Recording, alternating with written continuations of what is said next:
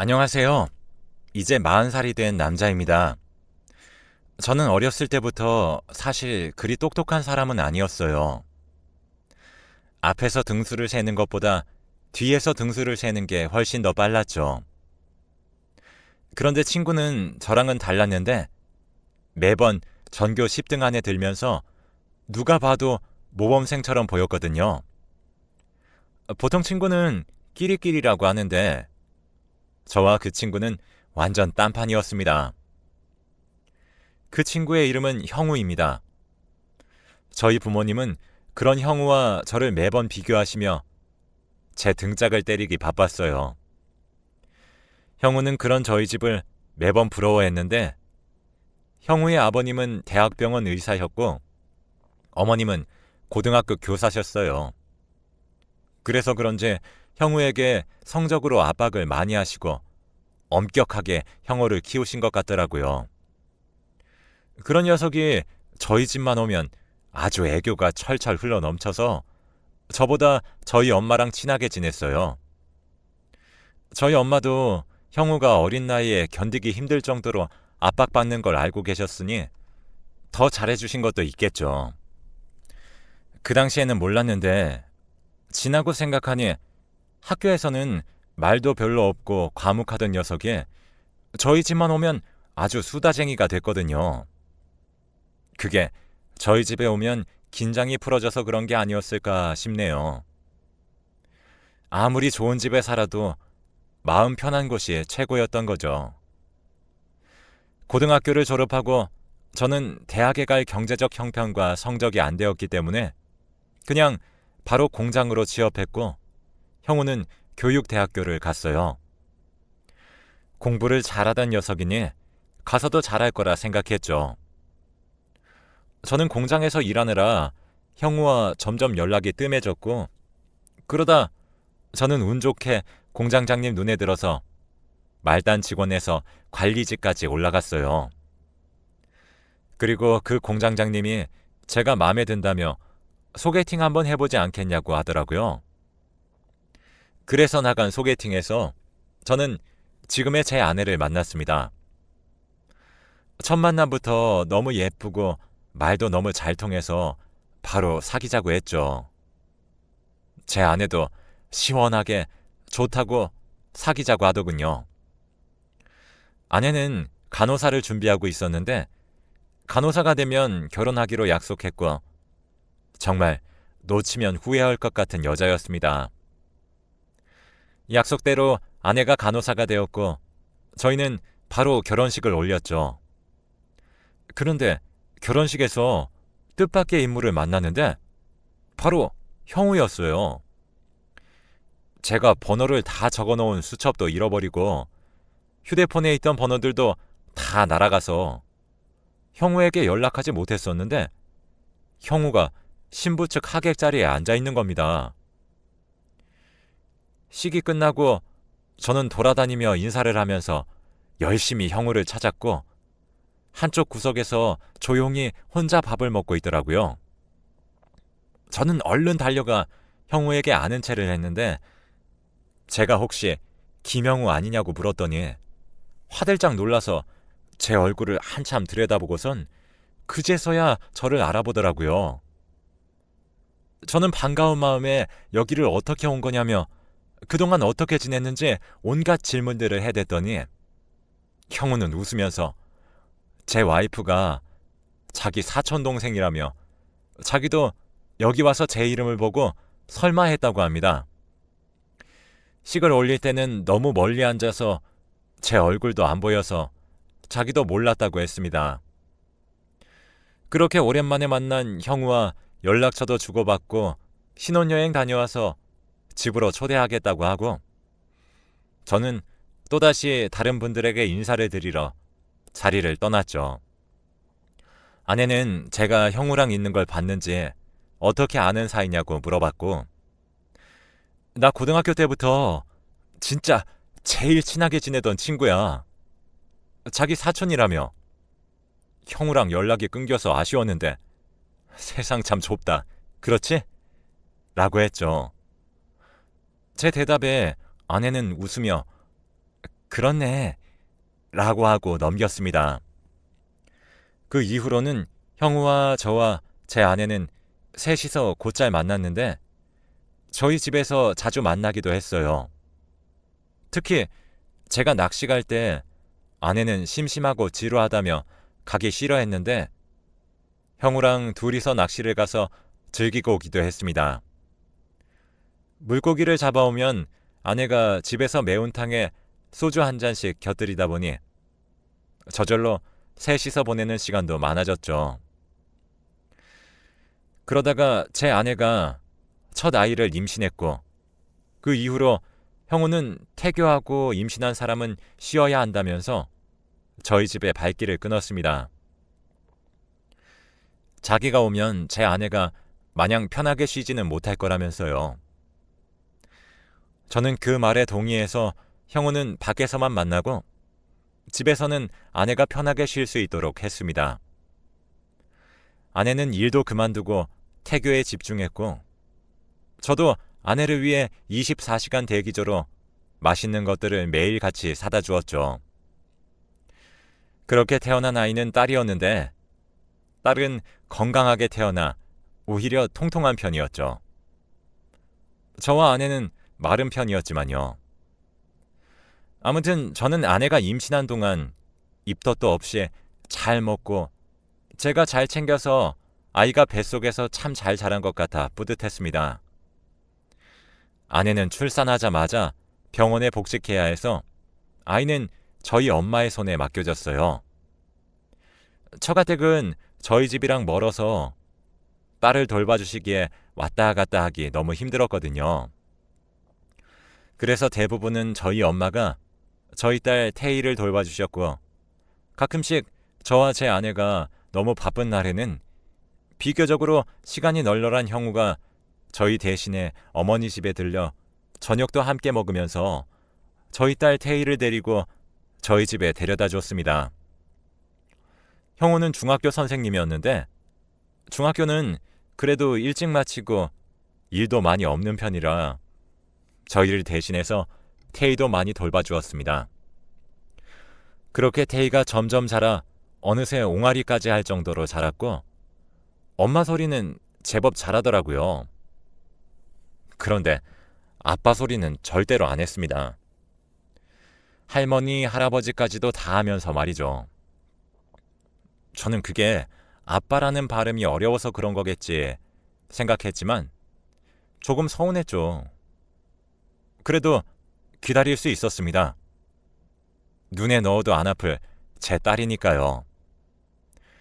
어느 날은 일을 하고 있는데 아버지에게서 전화가 왔어요. 어머니가 쓰러지셨다는 소식이었죠. 나갔다 돌아오신 아버지가 집안에서 태희의 울음소리만 나길래 찾아보니 어머니가 화장실에 쓰러져 계셨었다고 하더군요. 그래서 지금 병원으로 가는 중이니 저도 얼른 오라고 하셨어요. 아내가 일하는 병원으로 간다고 하셔서 바로 아내에게 전화해서 어머니가 쓰러지셔서 지금 그쪽 병원으로 간다고 하니 아내도 화들짝 놀라서 알겠다고 했죠. 병원에 가니 뇌졸중이라고 했고 어머니는 어쩐 일인지 한 달은 일어나지 못하셨는데 병실에 가만히 누워만 계셔서 시간 날 때마다 아버지랑 제가 들여다보곤 했죠. 아내에게 물어보니 아내도 정확히 언제쯤 의식이 돌아오실지 모르겠다고 하니 답답해 죽을 맛이었고 제가 너무 불안해하니 아내는 너무 걱정 말라며 자기가 시간이 나는 대로 들여다보고 있겠다고 의식은 금방 돌아올 거라며 저를 달랬습니다. 그리고 며칠 지나지 않아 어머니의 의식이 돌아오셨다는 소식을 듣고 병원으로 달려갔는데 조용할 줄 알았던 병실은 저 멀리서부터 호통치는 소리가 들렸습니다. 무슨 일인가 싶어 병실로 들어가니 제 아내는 무릎을 꿇고 있었고 아버지는 그런 아내를 향해 호통을 치고 있으셨어요. 무슨 일인가 싶어서 일단 아버지를 진정시키고 아내를 일으켜 세웠더니 아내는 일어나며 계속 죄송하다는 말만 반복할 뿐이었습니다. 무슨 일인가 싶어서 들어보니 제 딸 태희가 제 딸이 아니라고 하는 겁니다. 어머님은 태희가 한참 옹알이를 하는데 저만 아빠 소리를 제대로 들은 적이 없다고 서운해하는 걸 보시고선 태희에게 아빠라고 해보라며 한참을 태희에게 옹알이를 시키고 있었다고 하더군요.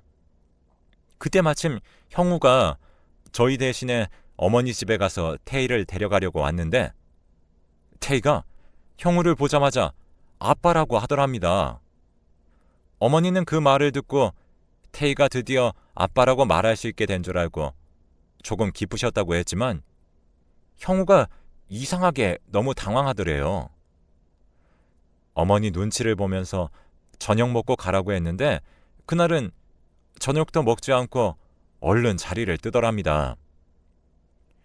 이상하게 어머님은 형우의 반응이 머릿속을 떠나질 않아 찜찜했고 그리고 나서 갑자기 뇌졸중으로 쓰러지신 이후에 병실에 계시면서 제 아내와 형우가 전화하는 것을 모두 들었다고 하셨습니다. 몸을 움직이거나 눈을 뜨지는 못했지만 두 귀로 똑똑히 들었다면서 어머니는 어눌한 발음이었지만 차근차근히 말씀하셨어요. 자기가 뇌졸중 골든타임도 아슬하게 맞춰서 왔고 아직까지 일어나지 못하신 거면 아마 계속 못 일어나실 거라고 아내가 전화로 형우를 안심시켰다고 하더라고요. 아마 저희 어머니 앞에서 태희가 자기를 아빠라고 부른 거에서 자기가 더 겁나서 발을 동동 구르고 있었던 것 같아요. 아내는 그런 형우를 오히려 달래준답시고 전화를 하는데 그 장소가 어머니 병실이어서 어머니가 그걸 다 들으신 거죠. 어머니는 그걸 깨어나시자마자 아버지에게 모두 전했고 제가 병실에 도착했을 때의 상황이 된 겁니다. 아버지가 다시 호통을 치시며 흥분하시자 어머니에게 안 좋을까 싶어 진정시키고 저와 아내만 밖으로 나와서 이야기했어요. 제가 들은 게 모두 사실이 맞냐고 하니 눈물을 뚝뚝 흘리며 맞다고 하는 겁니다. 어떻게 사촌이라는 사람이랑 그런 짓을 할 수가 있냐며 그럼 지금까지 둘이서 날 가지고 논 거냐고 따지고 들었고 아내에게 지금 둘이 한 짓이 얼마나 나쁜 행동인지 알고 있느냐고 하니 아내는 형우와 피 한 방울 안 섞인 남이라고 하더군요. 형우네 아버지가 자기 이모랑 재혼한 사이라 자기는 성인이 되고서야 형우와 사촌지간이 된 거고 오히려 제가 결혼식 이후로 친하게 지내고 난 뒤부터 둘도 친하게 지내기 시작했다고 해요. 아내는 정말 일부러 그런 게 아니고 한 번의 실수였는데 이렇게 된 거라며 저를 붙잡고 엉엉 울기 시작했습니다. 저는 그대로 아내의 손을 뿌리쳤고 형우네 학교로 향했는데 중학생들은 거의 다 하교했을 시간이라 학생들은 없었지만 같이 일하는 동료 교사들은 교무실에 여전히 빽빽했습니다. 저는 그런 것에 아랑곳하지 않고 형우에게 달려가 멱살을 잡았고 야, 너 그동안 나보면서 얼마나 재밌었어? 자기 딸도 아닌데 아빠라고 그 소리 한번 듣겠다고 별 쇼를 다 했어. 너한테 딸 자랑하는 나보고 우스웠겠다. 그거 보면서 재밌었어? 내 와이프랑 사촌이라며. 아무리 피가 안 섞여도 그러는 게 정상이야? 사촌이잖아, 사촌. 그리고 너 내 친구잖아. 어떻게 뻔뻔하게 얼굴을 들이밀고 있어? 잔뜩 화가 나서 형우에게 주먹을 휘두르는 저를 말리는 동료 교사들은 점점 저를 말리는 힘이 약해졌습니다.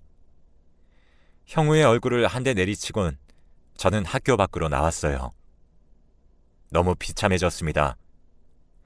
그동안 제가 인생을 잘못 살아온 걸까라는 생각에 머릿속에 가득 찼고 살아오면서 쌓아온 모든 것들이 무너지는 느낌이었습니다. 다음 날에는 회사도 안 나가고 집에서 혼자 술만 들이키고 있었는데 아내는 집에 돌아오지도 않고 태희도 아내가 데리고 간 것 같았습니다. 저 혼자 집에 있는데 형우에게서 연락이 오더군요. 이야기 좀 하자고요. 더 이야기할 힘도 남아있지 않았지만 변명이라도 한번 들어보자 싶어서 집으로 오라고 했고 얼마 지나지 않아서 형우가 집으로 왔습니다. 자연스럽게 저희 집 비밀번호를 치고 들어오는데 매번 보던 일인데도 갑자기 화가 치밀어 올랐고 형우가 집 안으로 들어오자마자 어제 다 때리지 못한 것까지 모두 때렸습니다. 형우는 그걸 반항도 없이 맞고만 있더군요. 한참을 때리고 이제 말해보라고 하니 그저 미안하다고만 합니다. 다 자기 잘못이라고 고등학교 때부터 자기는 저희 집이 너무 부러웠다고 했고 자기네 부모님은 성적 말고는 자기한테 관심도 없는데 저희 부모님은 저를 사랑해 주시는 게 느껴졌대요.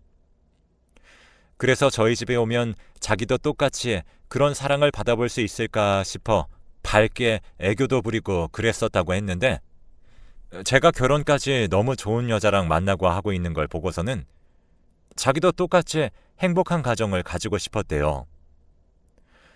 저는 늘 상황이나 형편이 좋지는 않았지만 가족이 서로를 보듬어주는 모습이 자기가 너무 바라던 모습이라서 저도 모르게 제 아내에게 그랬다고 합니다.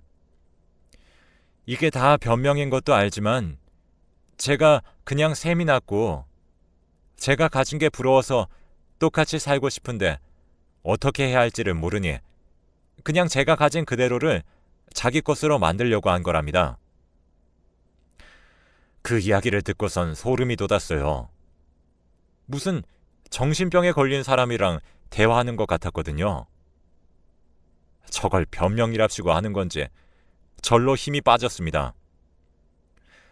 그러면 이제부터 어떻게 할 거냐고 하니 제가 시키는 대로 하겠다고 하면서 태희에게 아빠 행세를 할 자격도 없는 걸 알고 있다고 먼저 입을 떼더군요.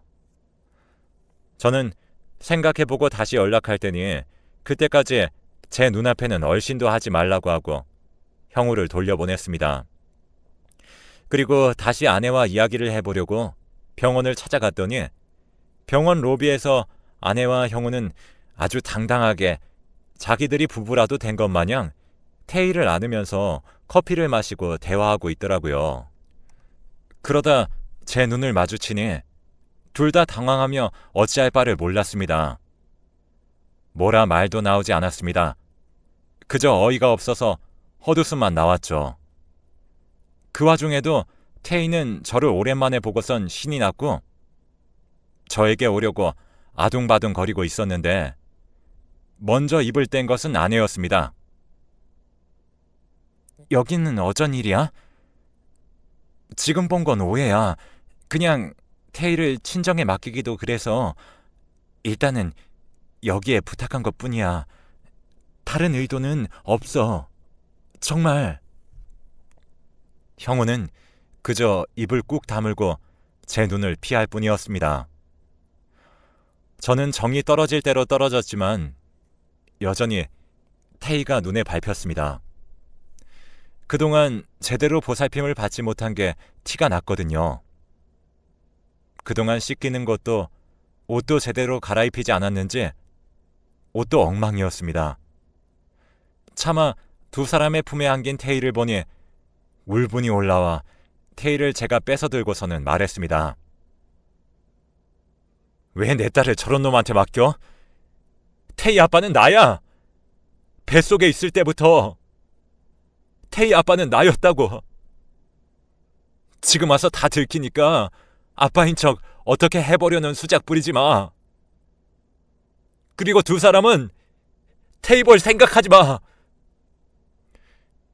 태희를 볼 생각도 하지 말라는 말에 형우는 지금까지와는 전혀 다른 눈빛으로 돌변하더니 저에게서 태희를 빼앗아들려고 했습니다. 태희도 제 아내도 원래 모두 자기 것이었다며 이제 원래대로 돌아가려는 것뿐인데 제가 다 방해하는 것이라며 소리를 질러댔습니다. 덕분에 병원에 있던 사람들의 시선이 모두 저희에게 집중됐고 곧 경비원들이 나타나서 형우는 제압됐습니다. 그리고 제가 방금 한 말은 대체 뭐냐고 물으니 아내가 저를 막아서며 아무 일도 아니니 나중에 다시 둘이서 이야기해보자고만 했습니다.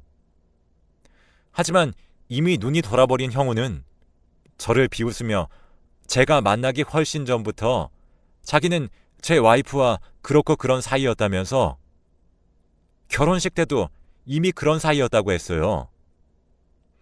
이미 저와 결혼하기 전에 임신도 했었는데 그때는 미혼이라 애 아빠라고 거짓말할 사람이 없어서 어쩔 수 없이 지웠지만 태희는 다르다고 호적상 아빠인 사람으로 제가 있었다며 자기들이 사랑으로 키우려고 했었다며 오히려 제가 다 망쳐놨다는 식으로 말하더군요. 저는 호적상 아빠고 자기가 진짜 아빠라면서요.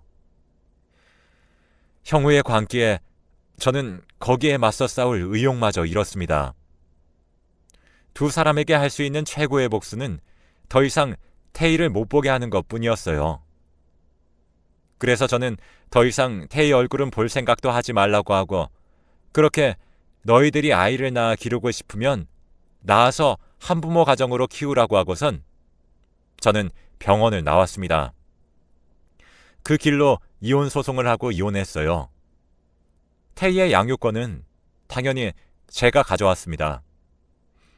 아내는 육아를 제대로 하지도 않은 채 바로 병원으로 출근했었고 저희 부모님이 태희를 돌봐주셨다는 부분과 두 사람의 비도덕적인 행위들로 봤을 때 태희의 정서적인 부분을 고려하며 양육권을 가져올 수 있었어요. 아내는 울고불고 매달리며 다시 한번 생각해달라고 했지만 저는 당연히 받아주지 않았고 거기다가 이제 그 일로 인해 정신적 피해 보상을 받아내기 위한 소송도 준비하고 있었습니다. 부모님도 그동안 키운 정이 있어서인지 태희를 제가 기르는 것을 허락해 주셨습니다. 소송을 하는 사이에 태희는 벌써 걸음마를 떼기 시작했고 수차례 아내도 다녀갔지만 물론 단 한 번도 문을 열어주지 않았습니다. 자신이 저지른 죄값은 치러야죠. 그리고 형훈의 학교와 전 와이프의 직장에서는 이미 소문이 다 났다고 합니다. 지난번 형훈의 학교를 찾아가서 있었던 일이 다음날 교무실은 물론이고 학생들 사이에서도 소문이 퍼졌고 학부모들이 항의 전화로 그런 선생 밑에서 애들이 뭘 보고 자라겠냐는 등 형우에게 이리저리 다들 압박을 줬다고 하더라고요. 결국엔 그 일이 있고 3일 만에 휴직계를 내서 지금은 백수로 산다고 합니다. 전 와이프도 마찬가지였는데 이미 병실에서 있었던 일들로 엄청난 눈치를 보고 있었는데 병원 로비에서 있었던 일로 자신이 한 일이 더 크게 소문이 나버려 간호사들 무리 사이에서 어울리지도 못하고 있다고 들었습니다. 하지만 겨우 버티고는 있다고 하는데 언제까지 버틸 수 있을지 모르겠네요. 결국에 잘못을 저지른 사람들은 다 돌려받게 되는 것 같습니다. 속이 시원하네요. 그리고 태희는 이제 저를 아빠라고 곧잘 부릅니다. 태희 덕분에 행복한 나날들을 보내고 있네요. 제 딸도 여러분도 앞으로 행복한 일만 있기를 바라겠습니다.